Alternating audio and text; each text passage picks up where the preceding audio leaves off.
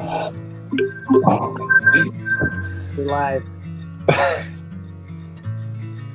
My name is Jonathan, and this is Maurice and Leslie Cowley. We're going to interview them tonight.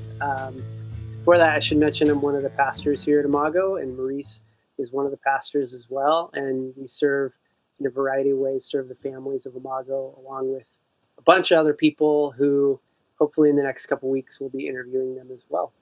And so the main intent in having some of these conversations with each other on staff and even potentially with other people that aren't on staff is really we do want to partner in a culture of discipleship. We really firmly feel that the parents, you as parents, whatever your situation is, are the primary disciplers of your kids, and we know how hard that is because we pretty much every one of us has kids or some form of parenting in a variety of ways, and so our intent in these conversations is really to give you as parents hope and imagination in caring for your kiddos. We know how difficult it is, especially with some of this shutdown stuff. And so hopefully these conversations will stir your imagination and at least give you some possibilities for how we're failing or maybe how we're doing really well. So this, like I said, this is Cowleys, and I've got the questions ready. We've had a little bit of prep, but so for each of you, what are some of those bigger moments in parenting for you? What have they been? What happened? Not just with COVID stuff, but in your parenting story. I think for me, well, probably for both of us, one of the really big realizations early on was that there was very little I could do to control the narrative of my kid's life. When Micah and Xavier were our firstborn biological children, and they were born at 32 weeks. And so they were significantly early, even for twin standards. And so they spent the first few weeks of their life in the hospital. And it was really bizarre to have our children born and for us to be discharged to go home and to leave them in the NICU. And actually, when they were born, that was during H1N1, and so not only was there a lot of concern about infection and the flu, but our family had a hard time getting to see them, and they couldn't see them. We had to go through a ton every time we went. And then they were just attached to tubes and respirators and monitors, and it took a while for us to even be able to hold them, and just that whole I'm a dad and I have a kid that I can't hold, and this is hyperbolic, but I can't think of another way to say it, but just looking at your heart on a table, right? And all I could do was to pray and ask God to be with my kids, and I think that has really shaped a lot of how I have seen them. It's these are God's gift to me. These are God's kids that I get to be their earth dad for forever. Yeah. And then you guys have done foster care and adopted. Yeah. I think actually another moment that stands out to me is around just making, kind of walking that path of having biological kids and having foster kids and having adopted kids. And I remember the twins were small, and I don't think our youngest biological child was born yet. And we were getting all these calls about placements, and I think we were just really wrestling with what's wise and what should we have caution around, and where we just really kind of spinning in fear and not actually asking God if this is what God has for us. And I was talking with we were talking with a couple that has mentored us for a really long time, and kind of just being really honest about all of the thoughts and fears and concerns that we were wrestling with. And one of the things our friend said to us is just like, you know, because I mean, like one of the questions is like, what does it do to our, like, we have this desire to protect our kids. Like, well, what are we do? Are we doing something bad to our kids? And she just said, you know, like none of them are ours. They really all belong to God, and the ones that are yours are the ones that God's entrusted to you. So the question really is, like, is this you, Lord? Is this the kid? Like, is this, am I supposed to say yes to this kid? It's not, you know, spinning in fear around, um, you know, my kids or the other. And that, I think that really shifted how just my heart for any of the kids in our home, and kind of it really allowed me to unhook from some of that, the fear that is really easy to get trapped in. Yeah, it's great. So, what's for you right now? What's been the hardest part in parenting during the shutdown? And we all laugh maniacally. The hardest part has been keeping everybody from saying I'm hungry. That's better than asking about toilet paper all the time. Oh yeah, we got there too. No, I think honestly one of the most challenging parts has been early on. One of the more challenging parts was having patience for all of the attention that our kids need and that they deserve. Like I want to give them all the attention that they want. It is a really unique and special time. Like when else do we have this much uninterrupted time with our children? And that's never. And so I want to push into that and have really fond memories with them. And the reality is that I still have a job. Leslie is still working. And so I have responsibilities to attend to. And so when they're asking for attention in some of the really like positive ways that they ask for attention and all of the really negative ways that my kids ask for attention, it can get to the end of my patience really quickly. And so that has been, for me, one of the more challenging parts of saying, okay, I recognize that I'm getting to the end of my patience.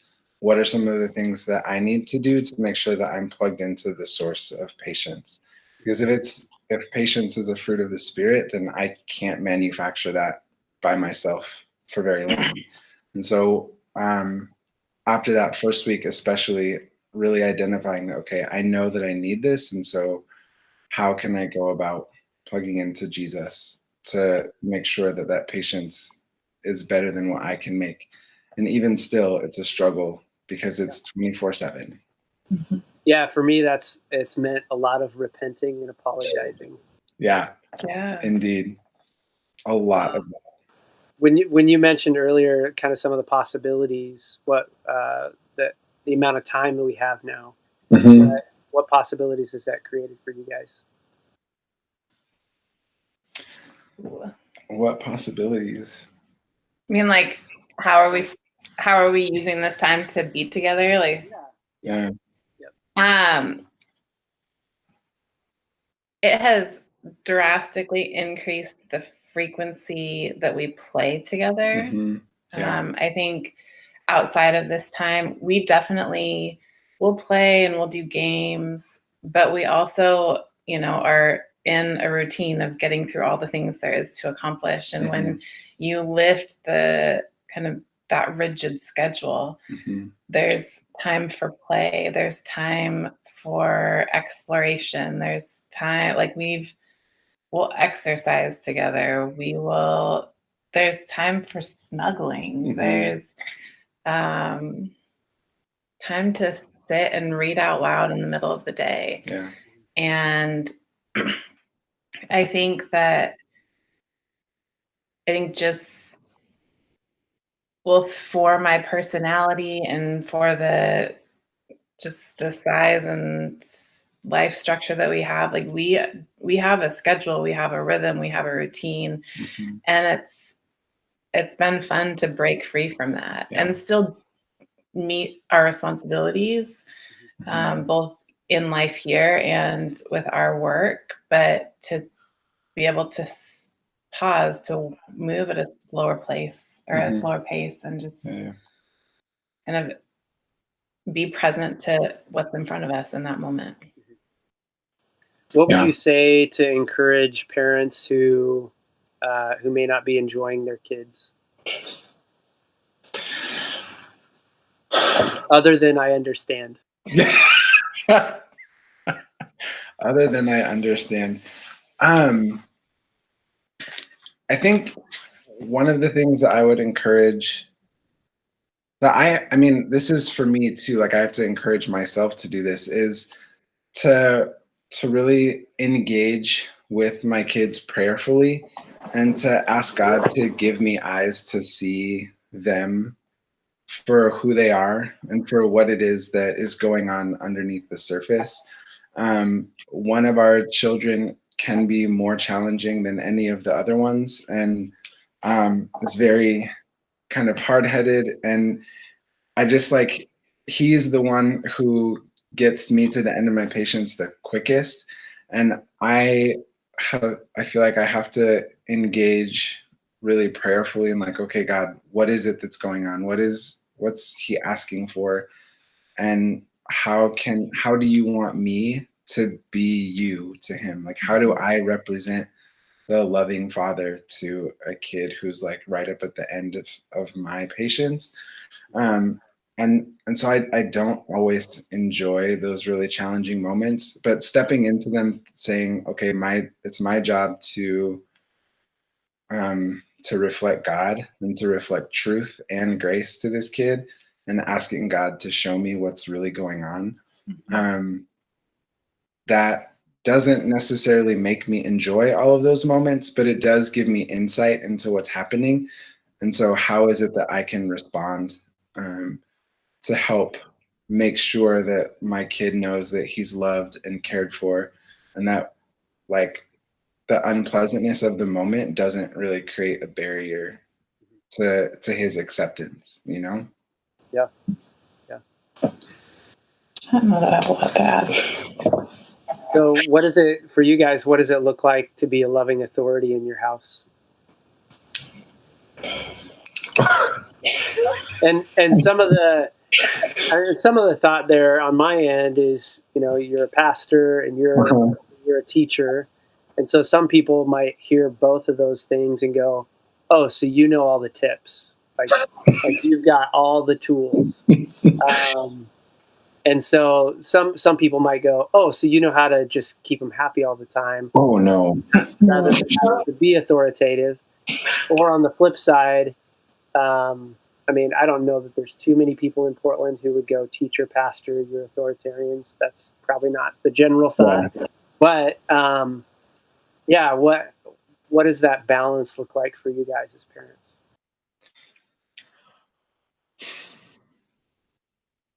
I think that it's going to really sound exact opposite of what I just said about kind of embracing the freedom. But I think one of the things that has been helpful, especially for one of our kids, is to kind of go through every morning. We sit down and go through what is the day going to look like.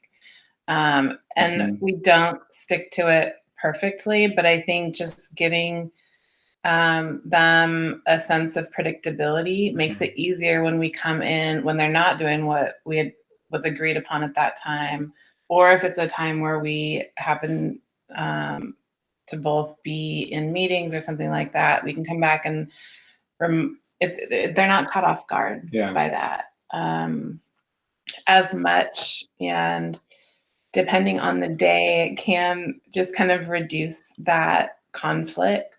I feel like as we've done that more, there have been fewer battles over what's happening. I think we've given we've given kids different responsibilities that they don't necessarily usually have when they're in school during the day, and that has, honestly, a lot of it's just been like, well, this is new for us. We don't usually work from home and have a house full and try it. And we're teaching our kids, we're not usually trying to do all of this. So a lot of it's just kind of, let's try stuff. But I feel like when they're given responsibility and they have something to take ownership over and be proud of, they've responded well to that. I don't know, what else? I think that not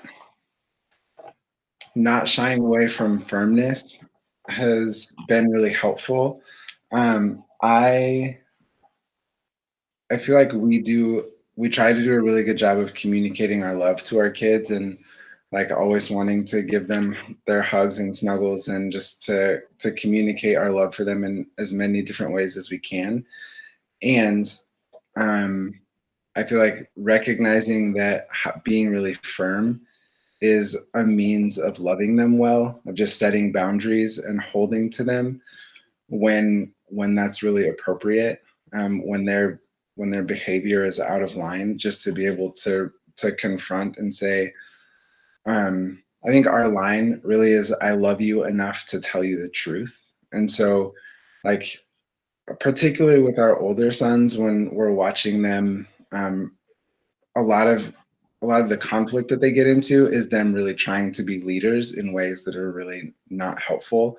And so to step to them and say, okay, sons, what you're trying to do is you're trying to be a leader, and you're doing it in a terrible way. And so like the loving response isn't to shut your leadership down. It's to come and say, okay, I see what you're doing, and how is that going? Not really well, right? So I love you enough to tell you the truth, and to help you become the leader that you were made to be. And I'm so just really like being firm and affirming at the same time to like the characteristics that I see my kids displaying, even in some of their naughty behavior. Because I don't think they're being naughty for the sake of being naughty. I think they're really trying on different roles and responsibilities. They're trying on different approaches to life. And so my firmness helps create guidelines for them, like guide rails for how to be all that they're becoming. And something else that you said previously is that being a loving authority sometimes looks like being really humble, and humble enough to apologize when I'm wrong and when I make mistakes. That I think that adds credence to my authority rather than undermining it, because I know that I'm not perfect, and even in acknowledging that, it helps give them voice to participate in, and to put themselves under my authority, because they trust me. They trust that I know that I'm not perfect, that the line that I'm holding for them also applies to me. That's great. So what would you say to families, and I think we've all been there. And I even think, I think, Maurice, you and I grew up in single parent families, and tech sometimes could get used to avoid issues and boredom. When mom was out, we were on video games the entire time. But for any family, if their default is using tech to avoid issues or boredom, what would you recommend?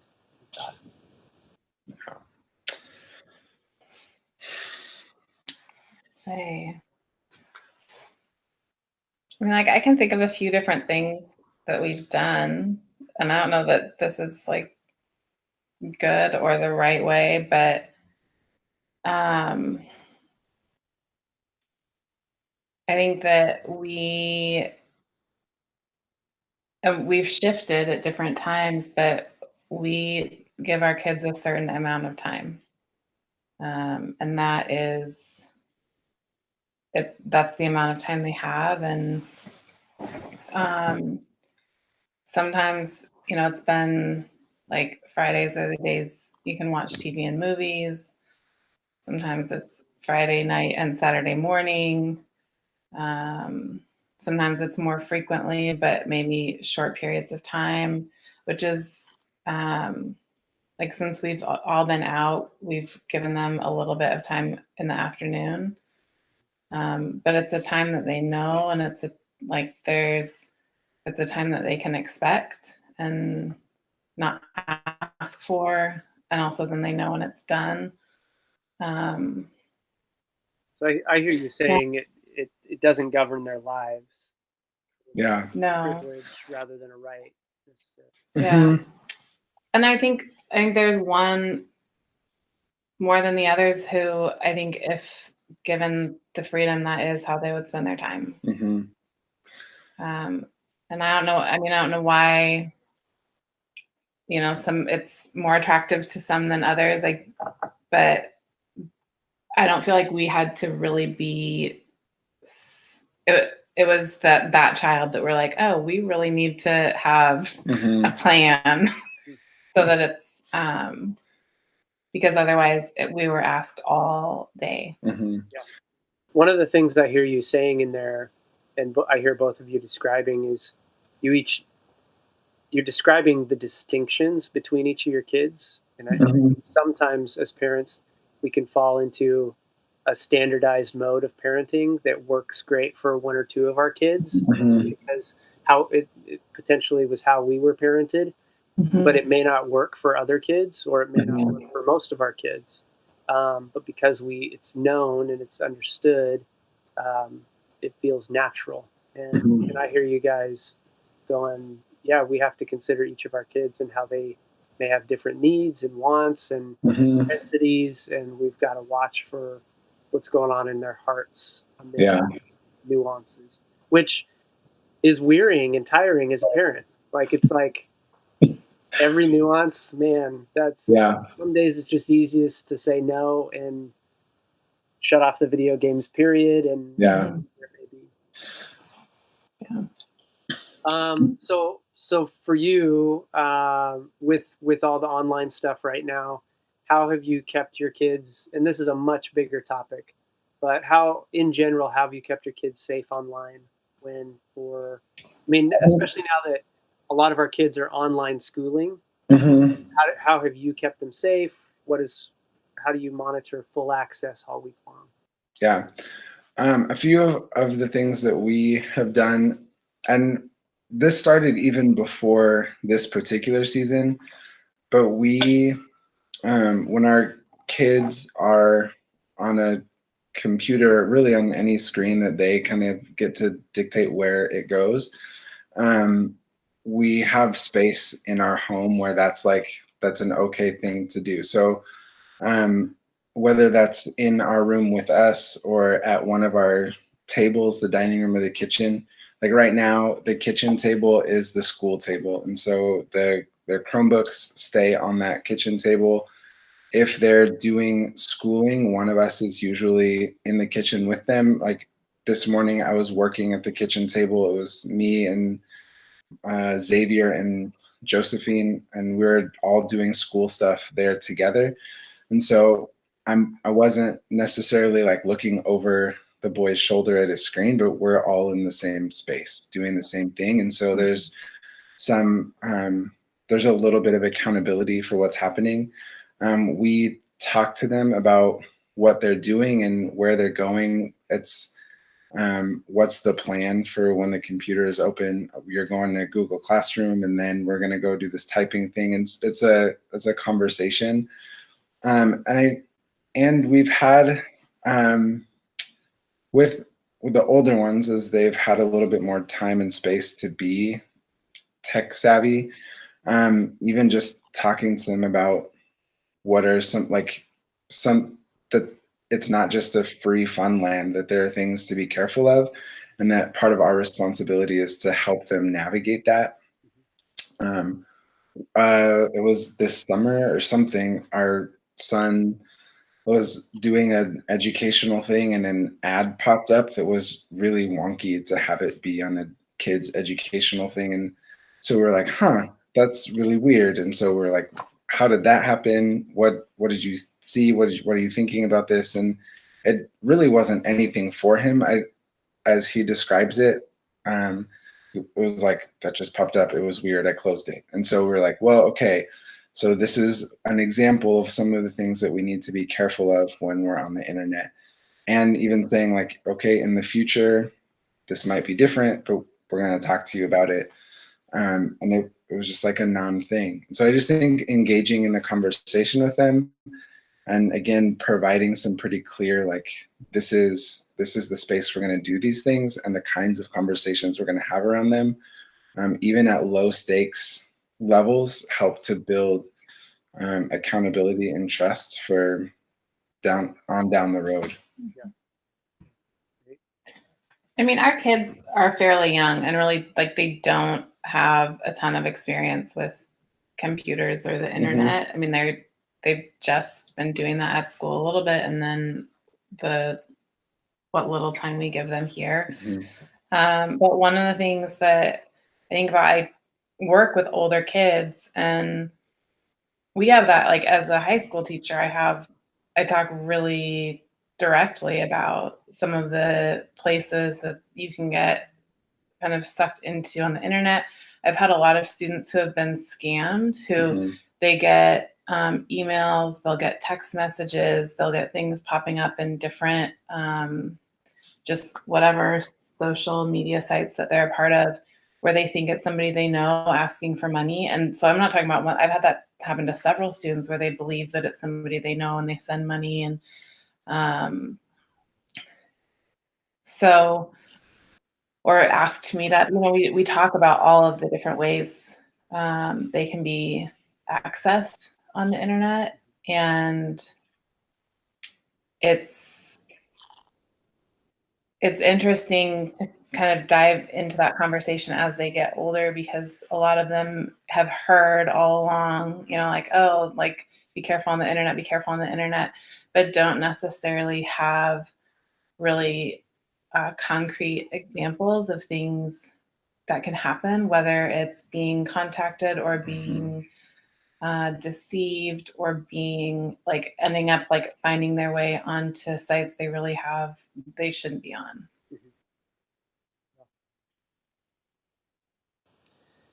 So beyond internet stuff, and there's way more we could talk about with that, but I think that's good for now. Let me see my question here. What has telling God's story looked like for your family during the downtime?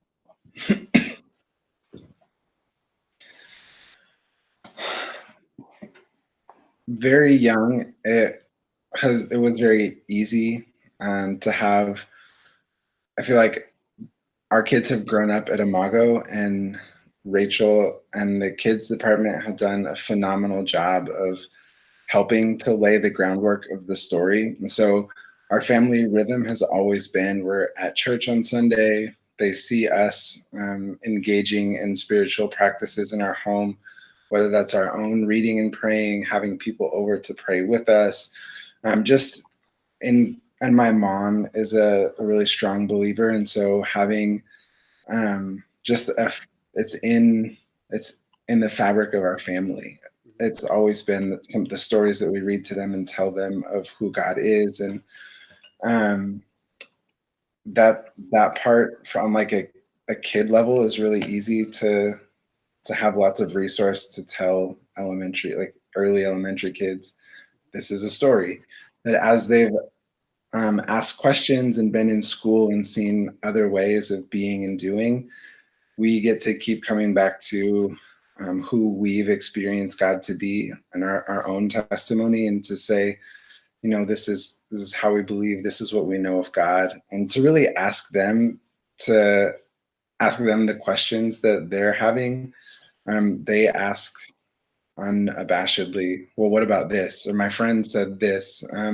Why does this happen? Why did God do this in this part of the Bible? And to really engage them in the place where they're questioning and wondering, and to say, cool, let's follow the trail of your imagination. And we get to think for us to start with what we're sure of is a really freeing place. We get to invite them to jump off from our sureness, and to say, ask all of the questions that you want. For us, we're gonna keep landing back at Jesus, and we're gonna travel with you in your questions. And they're not asking terribly huge questions. Yeah. Sometimes I think they surprise me a little bit, but it's been really fun to engage them as they're trying to make sense of it all, because I think it's really fun to watch where they go and how they start to add together all of the pieces of what they've seen and heard from church and from us. And yeah. Cool. I have one last question here. If you could do only 3 practices with your kids each day, what would they be and why? Beyond feeding and getting them in bed. More feeding. Ooh.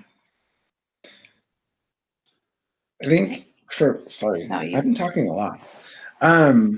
One that is really important to me is just practicing gratitude.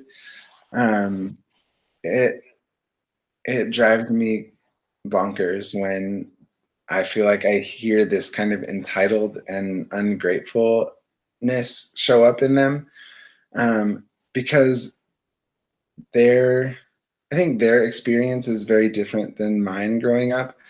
And when there's like this consumeristic, I deserve, give it to me now kind of stuff, I'm like, hold on now. Like, let's look at all of what we have right now. And to think that we need something else is like, I want my kids to be able to be grateful for what they have, whether it's almost nothing or a lot. For me, I recognize that we have it way better than a lot of the world. And so I can be content where I'm at because I'm grateful for what I know that I've been given. And that's probably not the most important of the practices, but that's one that comes to mind. I think one thing that I have liked is giving space in our mornings. Not often, we're always up well before the kids. And it's good to have a chunk of time where the house is quiet and we can read and pray and drink coffee and do whatever. And I think, prior to this, that time would end and we get going and we get our day going. And now they kind of start trickling down. And there have been mornings where I'll just stay. And then, they grab a book, they grab a Bible, they kind of join in that time, even if it's what typically I would have wrapped up and moved on. It's been really nice to make space for them to just come and join and kind of let them lead that time. I've really enjoyed that. I think another thing is, I think we try to move together every day, and that's been so, so good. And our kids are so active and they need productive space for that. And to just go and move and kind of be active or be crazy or whatever all together it's been really fun. And I think it's been good for everybody's sanity in the house. Yes. Sounds good. Cool. Well, I think those are my questions. Thanks for chatting with me. I really appreciate it. For any families who are going to watch this, just know that we care a lot about you, and the reason for these conversations is to care for you and help you. If there are any questions you have about some of the things we've discussed, whether that's theology or scripture or the practicality of like Mhm. how do you get your kids to all sit down with the book, those kinds of things. We'd love for you to reach out, and you can reach out to Maurice at idcpdx.com or John Jon at idcpdx.com, Mhm. or in any parenting questions in general, you can send that to parents at idcpdx.com. So we just want you to know that we want to be here for you. And so in any of those crisis moments, especially with all the COVID stuff, if you need help, let us know, and we can also point you in a number of different resources that can help out with wherever you're at. All right, thanks you guys. Yeah. Thank you. See you soon, hopefully. Yeah. Take care. All right, bye.